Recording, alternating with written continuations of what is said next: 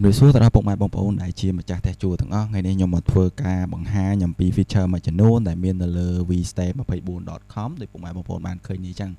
ងណាអញ្ចឹងនៅពេលដែលពុកម៉ែបងប្អូនវាយនៅលើ web browser ពី vstay24.com ពុកម៉ែបងប្អូននឹងឃើញផ្ទាំងទម្រង់បទបង្ហាញបែបនេះដែលចេញមកមានដូចជា booking control មិនត្រឹមតែប៉ុណ្ណោះទេពុកម៉ែបងប្អូនអាចចុចមើលតម្លៃបានយើងមានតម្លៃចាប់ពី$12 $22 $42 $52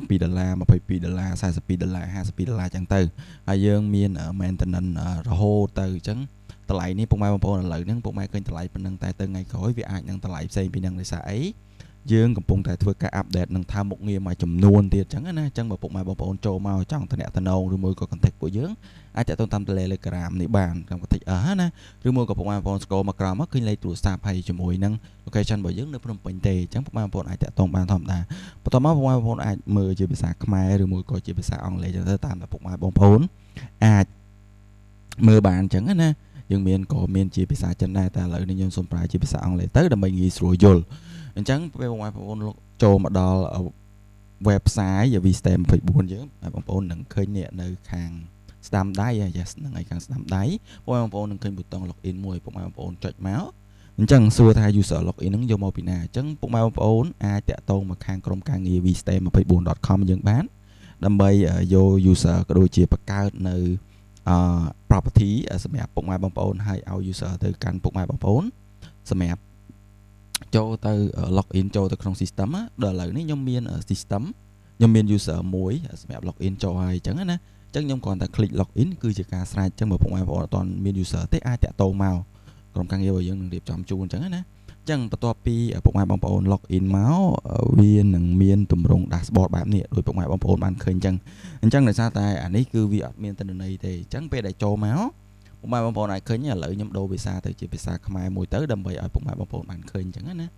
អញ្ចឹងយើងមានមុខងារជាច្រើននៅក្នុងហ្នឹងដោយពុកម៉ែបងប្អូនបានឃើញអញ្ចឹងមុខងារវិភាគទិន្នន័យកំណត់ការសាក់នៅអានេះគឺទទួលការកក់អីចឹងទៅឥឡូវយើងមកមើលពីមុខងារវិភាគទិន្នន័យសិនអញ្ចឹងឧទាហរណ៍ថាពុកម៉ែបងប្អូនអាចមើលជាខែមុនសប្តាហ៍មុនថ្ងៃនេះឬមួយក៏រយៈពេលដែលពុកម៉ែបងប្អូនអាច custom ទៅតាមពេលវេលាដែលពុកម៉ែបងប្អូនចង់មើលអញ្ចឹងណាឧទាហរណ៍ថាឥឡូវអានេះខ្ញុំយកខែមុនចោះដោយសារខែមុនវាមានទិន្នន័យខ្លះអញ្ចឹងនៅពេលដែលពុកម៉ែបងប្អូននេះ filter អាហ្នឹងគេហៅ filter ឬមួយក៏ច្រោះណាអញ្ចឹងពុកម៉ែបងប្អូនអាចឃើញហើយវិភាគទិន្នន័យចាប់ពីថ្ងៃទី1ខែធ្នូទៅដល់ថ្ងៃទី31ខែធ្នូ2025ម៉ោង 19:59 PM ម៉ោង 11:59 PM អញ្ចឹងដោយពុកម៉ែបងប្អូនបានឃើញអញ្ចឹងគឺយើងមានទឹកសរុបទឹកប្រាក់ដែលបាន booking មានន័យថាការកក់បន្ទប់សរុបហ្នឹងគឺរហូតដល់368ហើយចំនួនមនុស្សដែលចូលមកសក្តិចំនួន18ហើយបន្ទប់ដែលបានកក់ហ្នឹងគឺ9ហើយមិនត្រឹមតែប៉ុណ្ណោះពុកម៉ែបងប្អូនអាច filter ឧទាហរណ៍ថាឥឡូវពុកម៉ែបងប្អូនដូចខ្ញុំអញ្ចឹងខ្ញុំមានផ្ទះច្រើនកន្លែងឧទាហរណ៍ថាឥឡូវខ្ញុំមាននៅជួយចវានៅជុកវ៉ាចុះជុកវ៉ា1ជុកវ៉ា2អញ្ចឹងទៅអញ្ចឹងកន្លែងនេះគឺយើងអាច filter បានដែរពុកម៉ែបងប្អូនយើងអាចច្រោះទៅតាមផ្ទះដែលពុកម៉ែបងប្អូនធ្វើការជួលឧទាហរណ៍ថាពុកម៉ែបងប្អូនមាននៅជុកវ៉ា1ជុកវ៉ា2អីចឹងទៅអញ្ចឹងពុកម៉ែបងប្អូនមិនទៅបើកអីច្រើនផ្ទាំងអីទេគឺមានតែ vstay24 មួយគឺអាចគ្រប់គ្រងការជួលមិនថានៅខាងជុកវ៉ា1និងជុកវ៉ា2ទេពុកម៉ែបងប្អូនអាចគ្រប់គ្រងបានអញ្ចឹងបន្ទាប់មកអានេះគឺជាការវិភាគវាប្រាប់ថាតើនៅថ្ងៃទី3ឧទាហរណ៍ថាថ្ងៃទី1ថ្ងៃទី2នេះថ្ងៃទី1ថ្ងៃទី2ថ្ងៃទី3ថ្ងៃទី4នេះការលក់បានប៉ុន្មានដែរការ booking បានប៉ុន្មានដែរអញ្ចឹងណាអញ្ចឹងបើមើលទៅលើក្រាបនេះការ filter របស់ខ្ញុំថ្ងៃទី29 December 2025ហ្នឹងខ្ញុំបាន booking បន្ទប់ដែលគេមក book ហ្នឹងគឺចំនួន$415អញ្ចឹងទៅអញ្ចឹងអានេះគឺប្រាក់ចំណេញរបស់យើងមានន័យថាគឺជាលុយដែលបាន book ហើយអញ្ចឹងណាបន្តមកកន្លែងនេះក៏វាមានវិភាគនៃ5បន្ទប់មានន័យថាចាប់ពីថ្ងៃទី1រហូតដល់ថ្ងៃ31ធ្នូនេះណា2025នេះមានបន្ទប់ចំនួន5ហ្នឹងបន្ទប់ណាខ្លះដែលគេចូលចិត្ត book ណាមាន A001 B003 B002 ហើយនិង B001 អីចឹងទៅ B001 អីចឹងទៅបន្តមកវិភាគការលក់អញ្ចឹងទៅអានេះមានន័យថាម៉េចមានន័យថាបន្ទាប់ពីយើងមានការគ្រប់គ្រងទៅលើបន្ទប់យើងក៏មានគ្រប់គ្រងទៅលើការលក់ដែរក៏ដោយសារតែ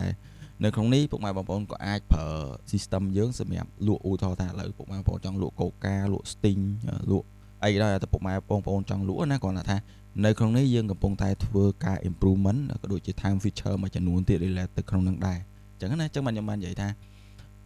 បងប្អូនរស់ឡើងដើម្បីទទួលបានតម្លៃពិសេសទាំងអស់ហ្នឹងព្រោះធម្មតាទេ system របស់យើងកាន់តែធំ feature កាន់តែច្រើនអញ្ចឹងពុកម៉ែបងប្អូនមានន័យថាសម្បូរបែបនៅក្នុងការប្រើប្រាស់ហើយតម្លៃក៏វាទៅតាមនឹងដែរអញ្ចឹងណាអញ្ចឹងបងប្អូនអាច filter មកសប្តាហ៍នេះថ្ងៃនេះនេះឥឡូវសប្តាហ៍មុននេះអញ្ចឹងសប្តាហ៍មុននេះយើងមើលអូថ្ងៃទី29អញ្ចឹងមានន័យថាគេចាប់ពីថ្ងៃ28ធ្នូ2025រហូតដល់ថ្ងៃ3មករា2026អញ្ចឹងណាអញ្ចឹងទើបតែថ្មីនេះដែរទេយើងមើលមកថ្ងៃទី29ដេsember ហ្នឹងយើងលក់បាន$15អញ្ចឹងទៅក្រៅពីហ្នឹងគឺយើងអត់បានធ្វើការបើកកក់អីទៀតទេអានេះវាគ្រាន់តែជាការ demo ទៅកាន់បងប្អូនទាំងអស់គ្នាតែ system មែនតើវាប្រកាសជាមានទិន្នន័យឯកាលណាដែលមានអ្នកដែលគេមកជួលឬមួយក៏អ្នកមកកក់អីចឹងណាហ្នឹងហើយអញ្ចឹងហ្នឹងគឺមានប៉ុណ្ណឹងពាក់ព័ន្ធជាមួយនឹង dashboard ហើយបើសិនជាថ្ងៃហ្នឹងអត់មានការកក់អីទេគឺវាអត់មានចេញអីទេវាចេញស្អាតបែបហ្នឹងចឹងអញ្ចឹងខ្ញុំសំដូរទៅភាសាអង់គ្លេសវិញអញ្ចឹងកន្លែងនេះគឺជា booking អញ្ចឹង booking កន្លែងនេះក៏ដូចគ្នាដែរយើងមានន័យថាពេលដែលពុកម៉ែបងប្អូនចុចលើ booking នេះវានឹងបញ្ចេញផ្ទាំង list មួយអញ្ចឹងពុកម៉ែបងប្អូនប្រកាសជាអត់ឃើញទិន្នន័យទេអញ្ចឹងឥឡូវខ្ញុំ filter ទៅចាប់ពីឆ្នាំ2025មកពីខែ1ចែនរហូតដល់31ចែន2026អញ្ចឹងខ្ញុំនឹងឃើញទិន្នន័យទាំងអស់ដែលមានធ្វើការ booking នៅលើនេះនៅលើ system Vista 24យើងណាមានន័យថាដូចខ្ញុំម្ចាស់ផ្ទះជួលអញ្ចឹងដូចបងប្អូនឃើញអញ្ចឹងមិញគឺជក់វ៉ាមួយអញ្ចឹងទៅអញ្ចឹងវាមានការបុកជាច្រើនអញ្ចឹងណាអញ្ចឹងឧទាហរណ៍ថាឥឡូវ request អត់មានទេ check in ក៏អត់មានដែរ complete ក៏អត់មានដែរcheck out ក៏អត់មានដែរ complete មានអានេះគឺសិតតែជាទិន្នន័យដែលបាន complete ពីអតិថិជនដែលគាត់មក book ណាហ្នឹងហើយបន្ទាប់មកយើងមានអីទៀតយើងមាន feature ទៅលើកន្លែងនេះគឺយើងអាចទៅបានដែរបងប្អូនអញ្ចឹងនៅក្នុង listing នេះបងប្អូនអាចចុចទៅយើងនឹងឃើញ view detail ហើយមានបន្ទប់គេ book បន្ទប់ណាខ្លះអីចឹងទៅហើយចំនួនប្រមាណអីប្រមាណចឹងទៅនេះតម្លៃដែលលក់ឧទាហរណ៍ថាឥឡូវក៏លក់ស្រោមអនាម័យនេះចុះឧទាហរណ៍ណាក៏លក់ប្រមាណ$1 គេយកចំនួន3អីចឹងទៅអញ្ចឹង add on គឺ$3បូកជាមួយនឹង$23ហើយបន្ទាប់មកវាមិននេះបូកថ្លៃបន្ទប់$20ជាមួយនឹងតម្លៃដែលនេះលក់ស្រោមអនាម័យនេះ$3ទៀតអញ្ចឹងវា$23ចឹងទៅអញ្ចឹងតម្លៃសរុបគឺប៉ុណ្ណេះអញ្ចឹងមាន discount amount មាន amount ដែល add on ហ្នឹងគឺ$3ហ្នឹងហើយបន្ទាប់មក discount ប្រហែល$0ហើយ total amount គឺ$20 total amount នេះគឺសំដៅទៅលើបន្ទប់ហើយនេះគឺ add on អញ្ចឹងណាហើយដល់ពេល total សរុបមានន័យថា total សរុបមានន័យថាយកថ្លៃ amount ដែលលក់នេះមានឧទាហរណ៍ទៅម៉ែបងប្អូនលក់ទំនិញមួយនេះជាមួយនឹងថ្លៃបន្ទប់ប៉ុណ្ណេះអញ្ចឹងណាហើយនេះបន្ទាប់មកនេះចូលមកអ្នកឆាលជា trend មានន័យថាមានយកកូនមកអត់ក៏សាក់នៅពីថ្ងៃណាដល់ថ្ងៃណាក៏ចេញម៉ោងប្រហែលក៏ចូលម៉ោងប្រហែលចេញម៉ោងប្រហែលអញ្ចឹងទៅហើយនៅបន្ទប់មួយណានៅផ្ទះមួយណាអញ្ចឹងទៅអូខេហ្នឹងហើយអញ្ចឹងបងប្អូនឃើញព័ត៌មានមួយចំនួនអញ្ចឹងអានេះគឺជាព័ត៌មានរបស់គាត់អញ្ចឹងមានលេខមានឈ្មោះដាក់មកមានលេខទូរស័ព្ទដាក់មកបញ្ចូលមកយើងទៅមើលនៅពេល booking អញ្ចឹងអាកន្លែងនេះ generate receipt អញ្ចឹងអាកន្លែងនេះពុកម៉ែបងប្អូន QR នេះគឺជាគេហៅថា digital QR នៅពេលដែលគាត់នៅពេលដែលអតិថិជនរបស់យើងគាត់មកធ្វើការកក់ជាមួយនឹង Vista 24ឬមួយក៏មកកក់ផ្ទះសំណាក់ឬមួយក៏ស្ថាគារ guest house ឬមួយ resort hotel អីចឹងទៅគឺយើង generate receipt នឹងមួយគ្រាន់តែ scan អានឹងពុបទៅវានឹងបង្ហាញដល់ពុកម៉ែបងប្អូនន័យថាreceipt មួយនឹងអស់ប្រមាណហើយចូលថ្ងៃណាចេញថ្ងៃណាបង់លុយប្រមាណអីប្រមាណចឹងទៅណាគេ approve ខ្លះចឹងទៅហើយអានេះនៅពេលដែលចូលមកគឺយើងមានធ្វើការ approve ទៅតាម step មិនមែនថាឲ្យតែ request មកគឺ successfully ទេវាឆ្លងកាត់នឹងការត្រួតពិនិត្យរបស់យើងដែរអញ្ចឹងណាបន្ទាប់មក booking នេះទៀតអញ្ចឹងបងប្អូនកលេចមកមើលខាងលើនេះគឺមានពាក្យថា new book ឬមួយក៏ពុកម៉ែបងប្អូនដាក់ជាអក្សរខ្មែរគឺគេហៅថាកក់បន្ទប់អញ្ចឹងខ្ញុំសូមដូរទៅជាភាសាអង់គ្លេសវិញគេដាក់ថា book អញ្ចឹងខ្ញុំចុចលើ book ហ្នឹងមកដោយពុកម៉ែបានឃើញអញ្ចឹងវានឹងបង្ហាញនេះគេដាក់ថា create booking អញ្ចឹងវានឹងបង្ហាញទី1គឺថ្ងៃមានន័យថាពុកម៉ែបងប្អូនចង់ booking ពីថ្ងៃណាដល់ថ្ងៃណាអញ្ចឹងទៅឧទាហរណ៍ថានេះ from ឧទាហរណ៍ថាពីថ្ងៃ9អូខេទៅដល់ថ្ងៃទី10អីចឹងទៅខែ1ជូន2026អីចឹងទៅបន្ទាប់មកកន្លែងនេះគឺ filter ហ្នឹងមានន័យថាមិនដូចខ្ញុំបាននិយាយខាងដើមអញ្ចឹងដូចបងប្អូនបានដឹងអញ្ចឹង property នេះមានន័យថាគឺជាផ្ទះឧទាហរណ៍ថាពុកម៉ែបងប្អូនមានផ្ទះនៅជក់វ៉ា1ជក់វ៉ា2អីចឹងទៅអញ្ចឹងអាកន្លែង booking នេះតើអតិថិជនរបស់ពុកម៉ែបងប្អូន booking ហ្នឹងនៅជក់វ៉ា1ឬមួយក៏ជក់វ៉ា2ផ្ទះរបស់ពុកម៉ែបងប្អូនណាអញ្ចឹងបើសិនតែជក់វ៉ា1ចឹងទៅវាប្រាប់អីថាឥឡូវនៅជក់វ៉ា1ហ្នឹងមានប្រហែលជាន់ឧទាហរណ៍ថាជាន់ទី1ជាន់ទី2ជាន់ទី3ជាន់ទី4ឧទាហរណ៍ជាន់ទី1ជាន់ទី2ជាន់ទី3ចឹងទៅអានេះជាន់តដីឬមួយក៏អត់មានជាន់អីទេគឺ filter មកទាំងអស់ select បន្ទប់បានដូចគ្នាមានដូចជាបន្ទប់ខែ2អីចឹងទៅណាខែ2 Queen ជាលក្ខណៈគ្រួសារឬមួយក៏បន្ទប់ខែ1អីចឹងទៅឬមួយក៏បន្ទប់ខែ3អីចឹងទៅអាហ្នឹងគឺអាស្រ័យទៅលើបងប្អូន select ទេអញ្ចឹងណាហើយកន្លែងនេះគឺអាច search បន្ទប់បានខ្ញុំលើកឧទាហរណ៍ថាខ្ញុំចង់ search ទៅកាន់នេះបន្ទប់នេះដូចបងប្អូនបានឃើញអញ្ចឹងនេះបន្ទប់01នេះ A001 អញ្ចឹងខ្ញុំចង់ដឹងខ្ញុំ search បន្ទប់នឹងមើលណាអូខេអញ្ចឹងខ្ញុំ filter មកចឹងចាំបន្តិចវាកំពុងតែធ្វើការស្វែងរកអត់មានទេអញ្ចឹងដោយសារតែអានេះគឺ filter អានេះគឺអត់មានទេអញ្ចឹងខ្ញុំដកនេះចោលខ្ញុំដាក់ណានខ្ញុំ filter A001 អញ្ចឹងឥឡូវយើងដក filter នេះចោលមើលយើងចង់ដឹងថាតើ A001 ហ្នឹងមានអត់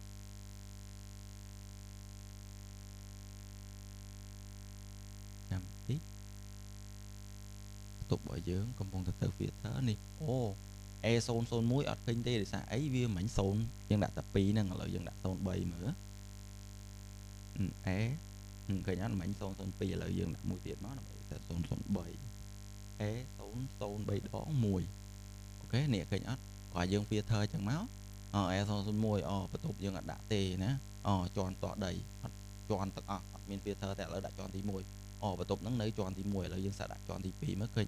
អត់ឃើញទេដោយសារបន្ទប់ហ្នឹងវានៅជាន់ទី1ចឹងទៅអញ្ចឹងខ្ញុំអត់ select បន្ទប់ទេអត់ select ជាន់ទេអញ្ចឹងខ្ញុំនឹងឃើញធម្មតាបន្ទាប់មកពុកម៉ែបងប្អូនអាចមើលកន្លែងនេះ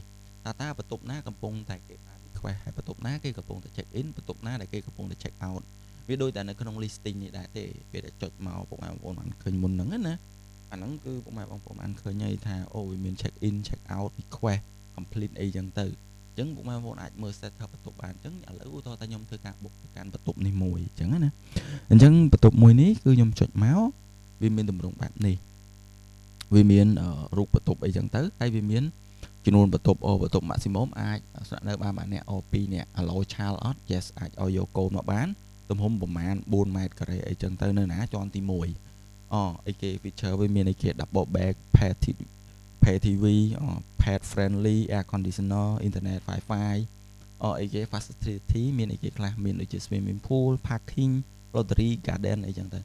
អញ្ចឹងនេះកន្លែងនេះដែលយើងមើលណានេះឃើញគេដាក់អត់បន្ទប់ A03 ដង1បន្ទាប់មកយើងមើលចុះមកក្រុមទៀតកន្លែងនេះគឺជាកន្លែងដែលគាត់ check in គាត់ check in ថ្ងៃណាថ្ងៃទី9ខែ1ឆ្នាំ2026ចាប់ពីម៉ោង8រហូតដល់ថ្ងៃទីម៉ោង 8:47 PM អញ្ចឹងទៅអញ្ចឹងយប់ណាអានេះយើងអាចដូរបានណាបងប្អូនអាចដូរឃើញអត់ដូរបានអញ្ចឹងគាត់ដល់ថ្ងៃណាឧទាហរណ៍ទៅដល់ថ្ងៃ11អីចឹងទៅអញ្ចឹងគាត់យកបាននៅក្នុងនេះបងប្អូនអាចជួជាបន្ទប់ជួជាបន្ទប់ជួជាម៉ោងជួជាយប់ឬមួយក៏ជួជាខែអីចឹងទៅអញ្ចឹងធម្មតាទេឧទាហរណ៍ថាជួជាយប់អញ្ចឹងបើសិនជាគាត់អានេះពីថ្ងៃ9ដល់ថ្ងៃ11ហ្នឹង2យប់អញ្ចឹងយើងដាក់លេខ2មកនេះបងប្អូនឃើញលេខលុយនេះលេខលុយនៅពេលដែលខ្ញុំថើមនេះវានឹងឡើងតាមហ្នឹង2យប់អញ្ចឹងទៅបន្ទាប់មកខ្ញុំចង់លក់មានន័យថាស្រាប់តែបន្ទប់ហ្នឹងគេឥឡូវនេះខ្ញុំចង់ថើម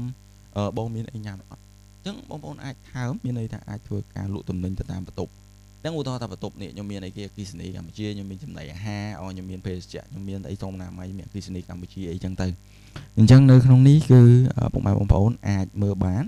ឧទាហរណ៍ថាឥឡូវខ្ញុំយកបាយឆាគ្រឿងសមុទ្រមួយអូខេនេះឃើញអត់2ខ្ញុំយក1ខ្ញុំយក2អីចឹងទៅអញ្ចឹងតម្លៃក៏វាឡើងតាមហ្នឹងដែរអញ្ចឹងបើយើងចង់ដូរតម្លៃបន្ទប់យើងបែកមកវិញនេះកន្លែងនេះចុចបាននេះណាអេតចឹងទៅចឹងបងប្អូនក៏អាចវាតាមបានដែរណាអត់ពិបាកទេអញ្ចឹងបើចង់ដូរវិញដកខ្វែងចេះមកឥឡូវខ្ញុំចង់យកបាយឆាគ្រឿងសមុទ្រមួយអូខេអញ្ចឹងខ្ញុំចង់ add បន្ទប់ហ្នឹងទៅអញ្ចឹងនេះនៅក្នុងនេះបងប្អូនឃើញអត់ select នេះ select នេះអញ្ចឹង select នេះវាមានមកបន្ទប់ហើយអញ្ចឹងបងប្អូនអាច select multi បន្ទប់ហើយគឺ multi មានន័យថា select ផ្ទះច្រើនកន្លែងអញ្ចឹងណាអញ្ចឹងឥឡូវខ្ញុំចុច check out មួយចុះអញ្ចឹងនៅពេលដែលមកដល់ check out គឺវានឹងមានទម្រង់បែបនេះទី1កន្លែងនេះនៅពេលដែលចុចរូបមនុស្សចេះគឺជានេះកន្លែង user ដែលមានន័យថាជា tenant ជាអ្នកដែលជួយើងណាដែលយើងបានកត់ឈ្មោះរបស់គាត់តែអាកន្លែងហ្នឹងគឺ optional ទេពុកម៉ែបងប្អូនចង់ note គាត់នៅក្នុង list នេះក៏បានចង់អត់ក៏បានដែរអត់អីទេអញ្ចឹងណាអញ្ចឹងកន្លែងនេះខ្ញុំចង់នេះឧទាហរណ៍ថាខ្ញុំ select នេះឃើញអត់វាធ្លាក់ឈ្មោះឲ្យឈ្មោះ Hola អីចឹងទៅលេខទូរស័ព្ទ010អី04ដងអីចឹងទៅអានេះគ្រាន់តែជា sample ទេគឺជាឧទាហរណ៍ទេអញ្ចឹងនៅក្នុងនេះយើងមើលមកគាត់ជួបន្ទប់លេខ1ចំនួន2នាក់មានកូនទេគាត់យកកូនមកទេហើយបន្ទប់ហ្នឹងជា pet twin គាត់យក2យប់អញ្ចឹងប្រាយរបស់វា$20អញ្ចឹងបើ2យប់ប្រហែលនេះ2យប់$40នេះឃើញអត់ room amount តមកគេដាក់អីទេបន្តមកគាត់ add on អញ្ចឹងគាត់ add on នេះគឺគាត់អាចទិញតំណែងឧទាហរណ៍ថាគាត់យកបាយឆាគ្រឿងសមុទ្រ add on amount នេះគឺ$2ដោយសារអីគឺគាត់យកតែមួយនេះទេនេះ$2.50 អញ្ចឹង2.50គុណនឹង1គឺ2.50នេះអញ្ចឹងណាអូ add on គ្រឿងសមុទ្រនេះ2.50តែមិនអានេះ display តែ$2អញ្ចឹងអត់អីទេតែចាំមើលខ្ញុំទៅ check មើលអញ្ចឹងកន្លែងនេះគឺគាត់អាច pay បានជា QR ឧទាហរណ៍ថាគាត់ order ហើយចាប់តែគាត់បោះយើងបោះ QR ឲ្យគាត់អញ្ចឹងទៅអញ្ចឹងគាត់អាច scan QR អញ្ចឹងទៅអញ្ចឹង pad ហ្នឹងក៏ដូចគ្នាគាត់អាចមកដល់ counter ចាំ pay ក៏បានគាត់អាច pay by QR ក៏បានដែរបន្ទាប់មកគាត់អាច pay ជា partial ហ្នឹងមានន័យថាម៉េចមានន័យថា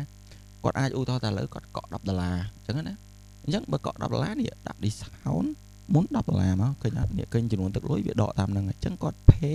for deposit របស់គាត់គឺគាត់ដាក់$10ហ្នឹងហើយ discount ហ្មងឧទាហរណ៍ថាឥឡូវគាត់អត់មាន discount ទេតែបើមាន discount យើងដាក់មក discount $10 ទៀតអញ្ចឹង discount $10ទៀតវាដក$10ចេញឲ្យស្មើនឹង 30% ប៉ុន្តែខ្ញុំអត់ឲ្យមាន discount ទេអញ្ចឹងណាអញ្ចឹងខ្ញុំអត់ឲ្យ discount ទេអញ្ចឹងអានេះគឺនៅពេលដែលគាត់បង់$10មុនអញ្ចឹងយើងដាក់ parcel មកមានន័យថាគាត់ pay អាហ្នឹងគឺ pay អត់តន់អស់ទេដើម្បីអី remind ទៅដល់អ្នកដែលទទួលភ្ញៀវនោះថាពេលគាត់ចេញទៅយកលុយថែមទៀតផងឥឡូវនេះគាត់ឲ្យ$10គាត់នៅខ្វះយើង$32.50ទៀតអញ្ចឹងណាអញ្ចឹង complete អញ្ចឹង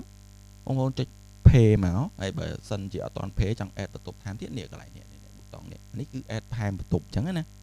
អញ្ចឹងពេលចុចមកគឺ add ថែមបន្ទប់មកអញ្ចឹងខ្ញុំចុចមកគឺយើងអាចថែមបន្ទប់បានទៀតអញ្ចឹងទៅឧទាហរណ៍ថាខ្ញុំយកនេះមកបន្ទប់ទៀតអញ្ចឹងទៅអញ្ចឹងឃើញអត់2បន្ទប់ឃើញ2បន្ទប់អត់នេះ B003 ដង1ហើយបន្ទាប់មក A03 ដង1អីអញ្ចឹងទៅអញ្ចឹងខ្ញុំចុច check out មកអញ្ចឹងបងប្អូននឹងឃើញទឹកលុយកើនឡើងហើយអញ្ចឹងឧទាហរណ៍ថាឥឡូវគាត់ឲ្យឧទាហរណ៍ថា60អញ្ចឹងគាត់ឲ្យគាត់កក់បានគាត់កក់$30ចុះអូខេអញ្ចឹង$30គាត់នៅសល់បាននេះ30ឥឡូវឧទាហរណ៍ថាអានេះវាចេះកើនឡើងហ្នឹងអញ្ចឹង$30អញ្ចឹងគាត់ឲ្យ$30អញ្ចឹងគាត់នៅជាពាក់យើង$37.50ទៀតអញ្ចឹងយើងមើលមកនេះB2 នេះគាត់ចេញថ្ងៃណានេះគាត់ចេញថ្ងៃ10ទេក៏ប៉ុន្តែនេះA1 នេះគាត់ចេញថ្ងៃទី11អីចឹងទៅអញ្ចឹងឃើញអត់នេះជាប្រភេទ single គាត់នៅតែមួយយប់ទេអញ្ចឹងណាអញ្ចឹងខ្ញុំចុចមកឧទាហរណ៍ថាឥឡូវខ្ញុំកន្លែងនេះខ្ញុំវាយចុះឧទាហរណ៍ថាខ្ញុំវាយនេះអ្នកនេះឧទាហរណ៍ខ្ញុំយក Hola ដែរចុះអញ្ចឹងខ្ញុំចុច pay now មកវាដាក់ថា create booking successfully អញ្ចឹងពុកម៉ែបងប្អូនចុចលឿនហ្នឹងមកវានៅបន្ទាប់មកបងប្អូននឹងវានឹងឲ្យមកកាន់កន្លែងឲ្យពុកម៉ែបងប្អូនធ្វើការ booking ម្ដងទៀតឯងក៏ប៉ុន្តែបើមានភ្ញៀវមកទៀតយើង booking ទៅតែអត់ទេយើងចុចកន្លែង booking នេះឃើញអត់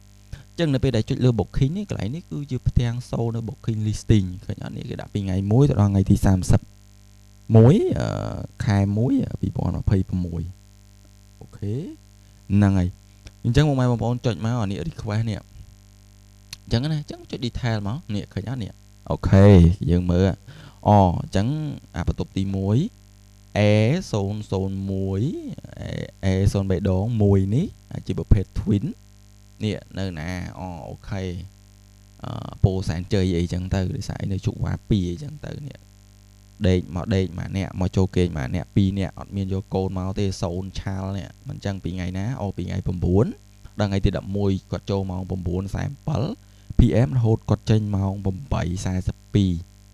PM អញ្ចឹងណាហើយ feature បន្ទប់ដូចដែរទេហើយគាត់យកបាយឆាគ្រឿងសមុទ្រមួយអាហ្នឹងនៅបន្ទប់ A1 បន្ទាប់មកយើងទៅមើលបន្ទប់ B03 ដង1 single ម្ដងអញ្ចឹងគាត់មកគេងគ្នា2នាក់ដែរជាប្រភេទបន្ទប់ K1 អីចឹងទៅអានេះយើងអាចពលាមើលបានឃើញអត់នេះឃើញនេះយើងអាចចុចមើលបានធម្មតាយើងពលាមើលរូបថែមទៀតទៅបើអត់ចង់មើលយើងមើលតែ3ហ្នឹងមើលទៅអញ្ចឹងណាអានេះយើងអាចមើល view រូបភាពដើម្បីឧទាហរណ៍ថាភ្ញៀវសួរថាបន្ទប់ហ្នឹង view អីគេមានកន្លែងមើល view ឬមួយក៏នៅជាន់ទីម៉ានមានអាងទឹកមានអីអត់ក៏យើងអាចមើលរូបហ្នឹងបានដែរអញ្ចឹងណាអញ្ចឹងអាកន្លែងនេះគឺគាត់មកគេង2នាក់បន្ទាប់មកគាត់ចូលគេងថ្ងៃទី9ខែ1ដល់ថ្ងៃ10ខែ1ដែរទេ2026គាត់ចូលម៉ោង8:55ដល់ម៉ោង8:50គាត់ចេញ PM ហើយតែថ្ងៃផ្សេងគ្នាណាអាហ្នឹងគឺ2ថ្ងៃអញ្ចឹងបន្ទប់នេះគឺគាត់អត់មានយកបាយឆាយកអីទេគឺគាត់យកតែតម្លៃបន្ទប់ទេគឺ25អញ្ចឹងណាអញ្ចឹងយើងមើលមកអញ្ចឹងអាកន្លែងនេះ landlord នេះវាគឺជាកន្លែងដែលមានន័យថាអ្នកដែលគាត់ទទួលភ្ញៀវ គាត់តួ view ហើយគាត់ត្រូវចូលមក approve ទៀតដើម្បី check មិនអញ្ចឹងថា view ម្នាក់ហ្នឹង booking ប៉ុណ្ណឹងឈ្មោះប៉ុណ្ណឹងលេខទូរស័ព្ទប៉ុណ្ណឹងគាត់ pay តាមរយៈ QR pay គាត់ pay partial status របស់គាត់មាន receipt ប៉ុណ្ណឹងថាធម្មតាឥឡូវគាត់បានបង់គាត់ deposit មុនហ្នឹងគឺ$30អីចឹងទៅ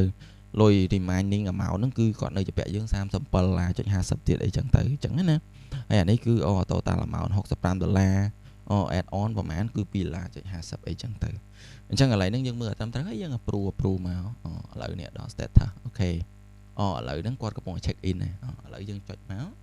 យើងចុច listing មកនៅពេលចុច listing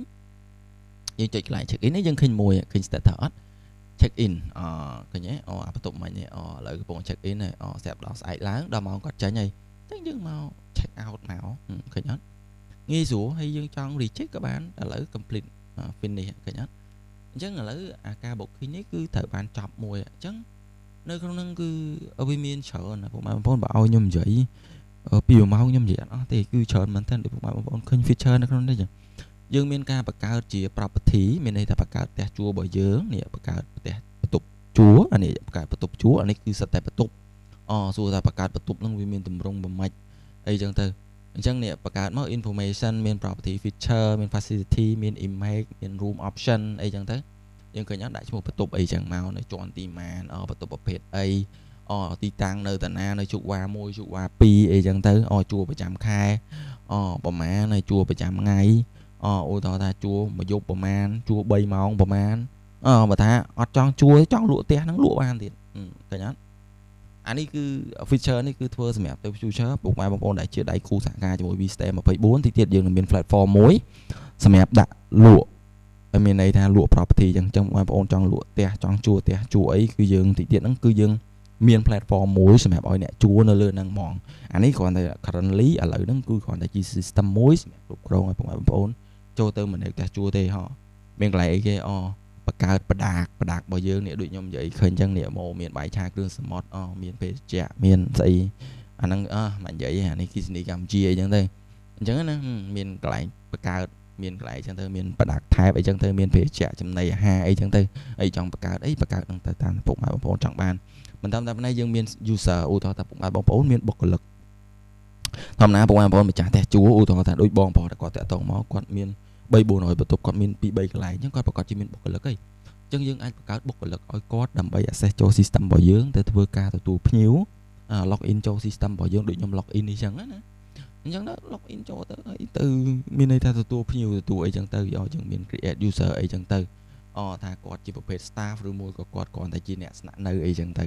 អញ្ចឹងណាអញ្ចឹងនៅក្នុង tenant នេះក៏ដូចគ្នាដែរណាគ្រាន់តែបង្កើតឈ្មោះបង្កើត address របស់គាត់លេខទូរស័ព្ទអីចឹងទៅឧទាហរណ៍ថាគាត់មកជួលផ្ទះប្រចាំខែយើងត្រូវការ passport របស់គាត់ឧទាហរណ៍ថាគាត់មានឥឡូវគាត់មាន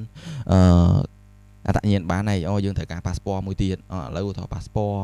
អីគេអត្តសញ្ញាណប័ណ្ណadd មួយទៀតមកសភៅគ្រួសារអីចឹងទៅគឺគាត់ព័ត៌មានរបស់អ្នកមកស្នាក់នៅអីចឹងទៅប៉ុន្តែខ្ញុំគិតថា yes អាហ្នឹងគឺសម្រាប់អ្នកដែលមកជួលខែបើអ្នកមកជួលថ្ងៃគឺមិនទៅដំអត់អាហ្នឹងក៏បានដែរអ្វីដែលលើពីនេះពុកម៉ែបងប្អូនអាចមិនឯងឃើញនេះគឺខ្ញុំអត់មានន័យថាកំណត់ permission ឬមួយក៏គឺមានន័យថា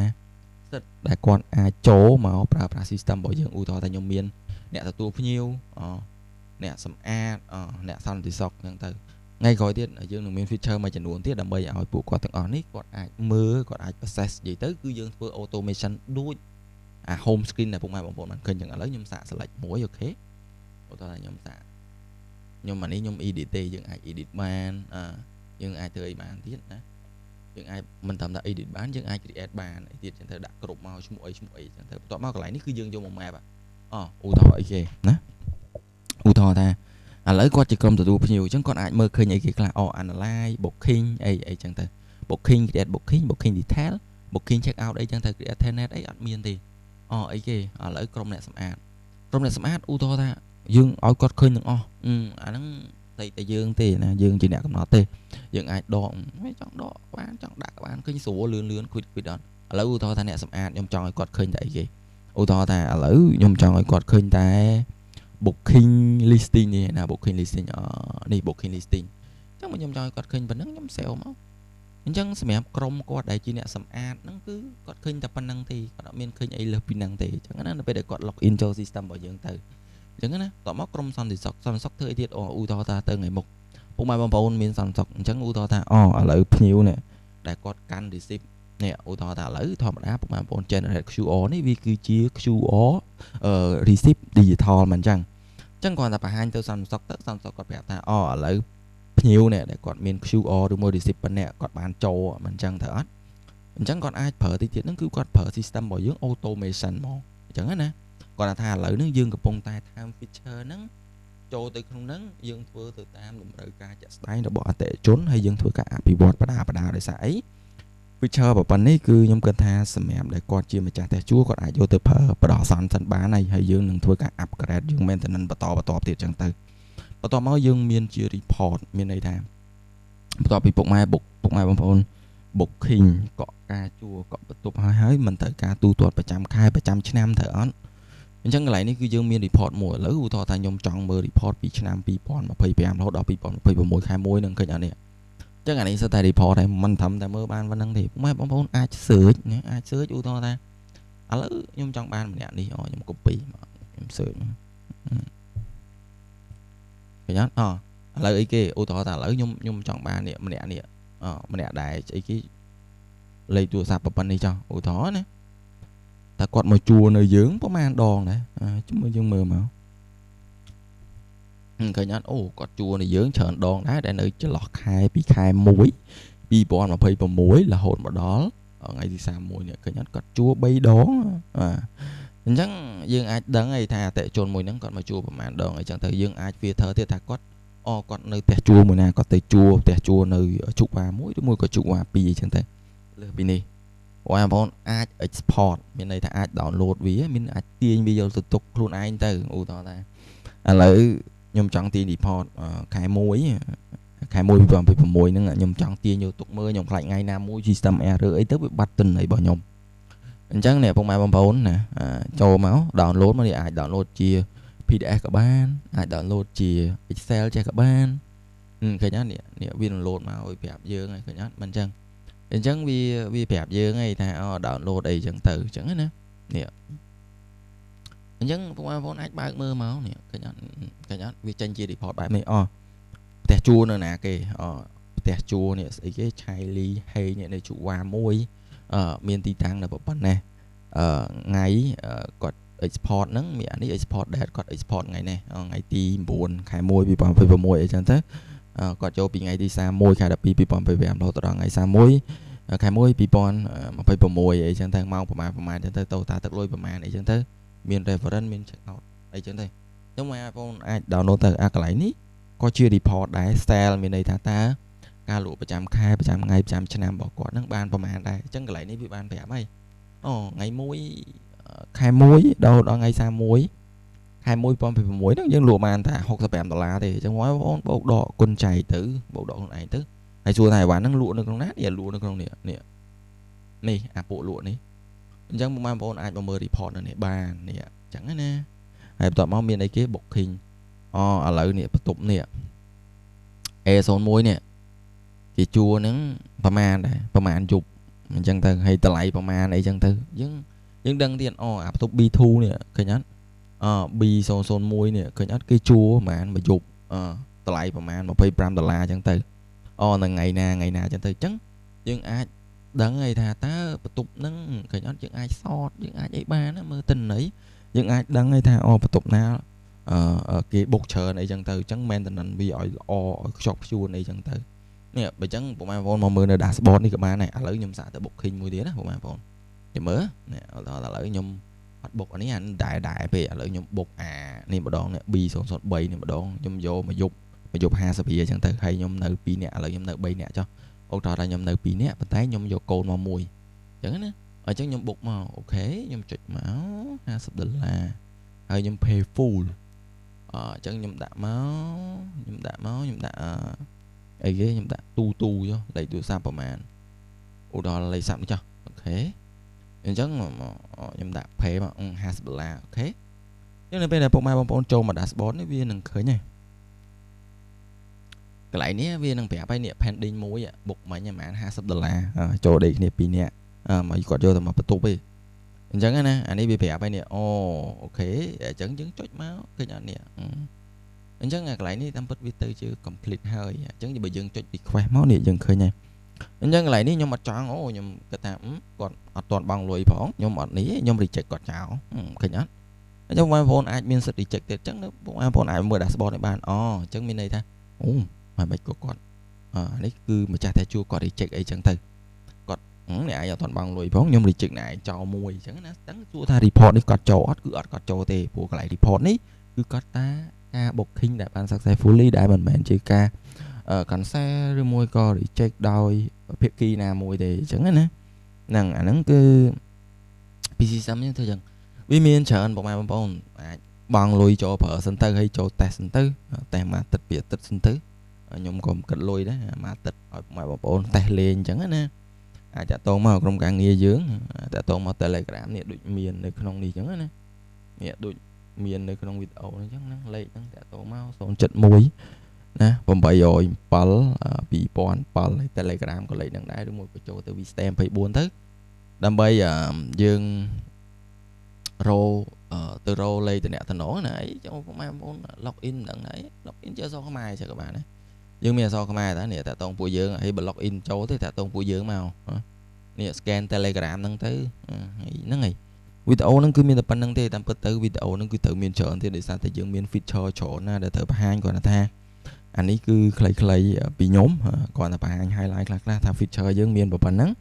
dương cầm bông tại bị bọt và to thì từ lơ một nghi mà chân uốn thì đầm bầy ở bọn sủa bờ chức năng hay dương từ tua ra cả vịt bể từng off bây giờ chọn bỏ dương đầm bầy vô mà cái bài system bỏ dương á nè bông để chăm ta system mỗi ní cứ nhầm thừa ní tới ngày mốc viên đang cứ chỉ từ chỉ platform mỗi xem map ok bột mà chẳng xem map này là còn trong đó lấy còn cho mau vista mà phải buồn nó cứ còn ai họ bắt tục họ ấy là lên năng bàn chẳng á nè chẳng phục mai bông ôn này bên system cho mỗi dân hết integrate số cứ lươn mền tên còn tay check vô rồi mỗi của dân thua mỗi mẹ phục mai bông ôn upload bắt tục cho tới viên auto mà tích cái bàn tay đó nắng chăm dân agreement ép xem dân check nên to tiền chẳng nè là ngày chẳng video nó cứ miền tập năng thế còn chờ chụp nên video demo xa khỏi tiết nhưng năng thua bật time pillar năng tiền chẳng nè bộ nhưng cái ta bật này bị ở toàn ở thì bên ở miền tiền chẳng nè chẳng sao video này việc chỗ nói sao tụi này tí chẳng chậm chụp cái này nơi video cái nói bắt đầu tiết ở con chụp liền vào ngoài vào bye